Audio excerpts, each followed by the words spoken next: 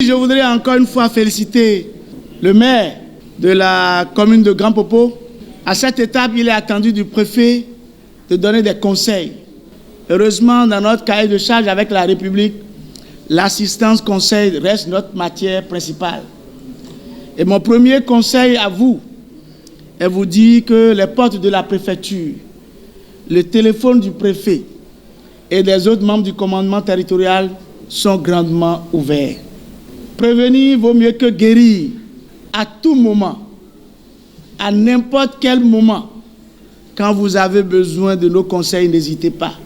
C'est avec un profond sentiment de devoir accompli et une légitime émotion que je prends la parole en ce jour solennel de passation de charge.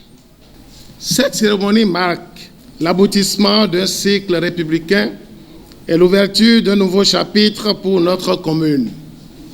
Elle incarne la continuité de l'État, la vigueur de notre démocratie locale et la maturité institutionnelle de notre pays. Je tiens à exprimer ma gratitude au gouvernement de mon pays, au ministre de la décentralisation et de la gouvernance locale, et à tout particulièrement à monsieur le préfet du département du Mono, garant de la légalité républicaine. C'est avec une profonde émotion et une grande fierté que je prends la parole aujourd'hui pour la première fois, en qualité de maire de la commune de Grand Popo.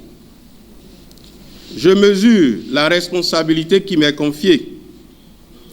J'en exprime une profonde gratitude aux plus hauts responsables de mon parti politique, l'Union progressiste Le Renouveau, et je remercie chaleureusement les populations de Grand Popo et singulièrement nos parents de l'arrondissement d'Avlor, qui, 2 décennies environ déjà, m'ont fait confiance et n'ont cessé de me renouveler abondamment leur suffrage, échéance électorale après échéance électorale, ce qui fait de l'arrondissement d'Avlor le premier en termes statistiques pour ce qui est des taux de participation et de suffrage exprimés sur les 5 dernières élections de 2020, 2021, 2023 et de 2026.